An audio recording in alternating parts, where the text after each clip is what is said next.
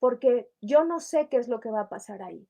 Si yo sigo desde una verdad objetiva, puedo saber qué voy a hacer. Me voy a quedar en, ok, si cambio de trabajo, pero en este me va a ir mejor que en otro, tengo cierta, más o menos, idea de cómo me puede ir. Ahí no sería dar un salto de fe.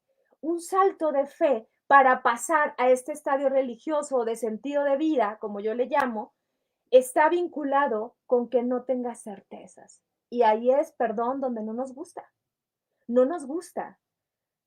Si ustedes me preguntaran ahorita, que bueno, voy a leer si hay algunas preguntas, pero si en este momento alguno me preguntara, bueno, pues sí, teóricamente puede sonar muy sencillo, pero ¿cómo le hacemos para llevarlo a la realidad? Y diría Kierkegaard, en cada uno de los estadios, primero se genera con un estado de insatisfacción, de incertidumbre, de decir, ya no estoy cómodo o cómoda aquí.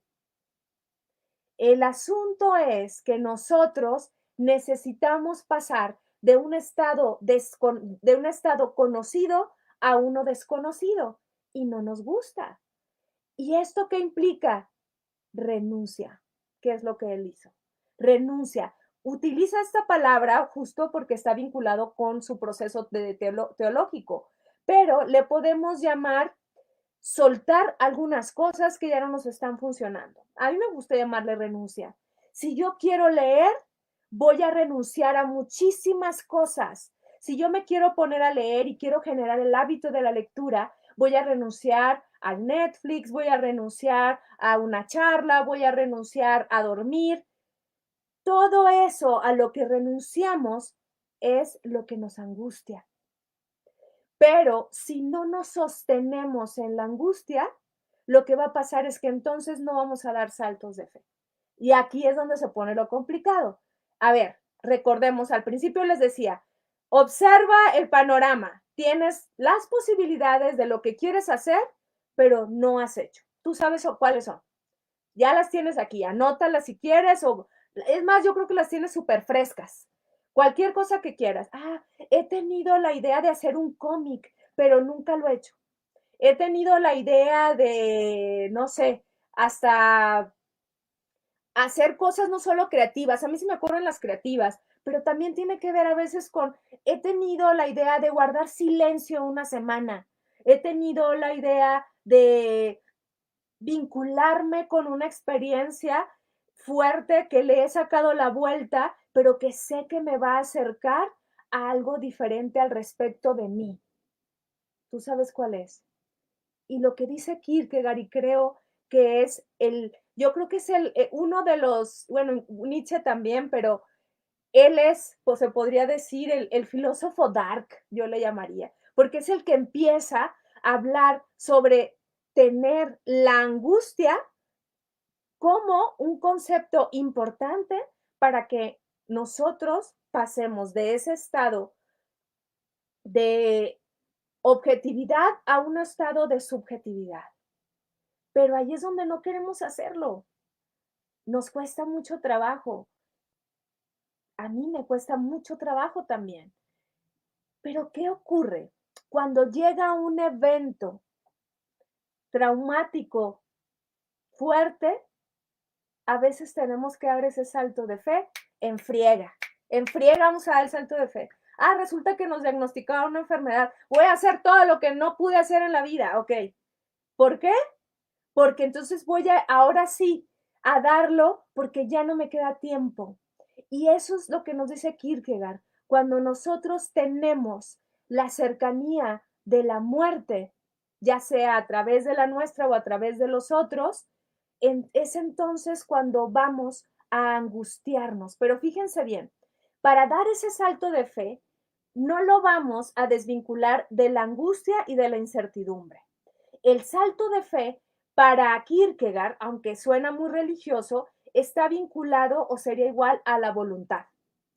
Hacerlo, ¿ok? Hacerlo, tomar esos riesgos. Él tomó el riesgo de anular su matrimonio, por supuesto que esta chica lo mandó a la fregada y después se casó con otro y él la estuvo llorando todo el tiempo, pero aún así no se arrepentía, bueno, medio se arrepintió en alguno de sus diarios, ahí viene medio un arrepentimiento, pero aún así, tomando el riesgo de reconocerse más desde su propósito, desde lo que él creía que era su propósito de vida, al respecto de lo que podría haber sido vivirse desde un matrimonio o desde un estado estético o estadio estético.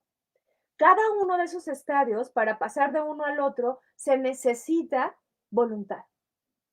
Ahí es donde él dice, esto no tiene que ver con evolución, no tiene que ver con que ya soy mayor y entonces voy a pasar ahora sí al estadio religioso.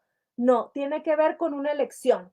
Y es donde él lo que hace es que nosotros, o nos dice que somos aquellos que se apropian de su existencia, aquellos que eligen, aquellos que aunque la riegan, como decimos nosotros, no es lo que importa que lo hayan hecho bien o lo hayan hecho mal. Lo que significa es que lo hicieron, que dieron ese salto. Sin embargo, nosotros nos detenemos porque no queremos equivocarnos nunca.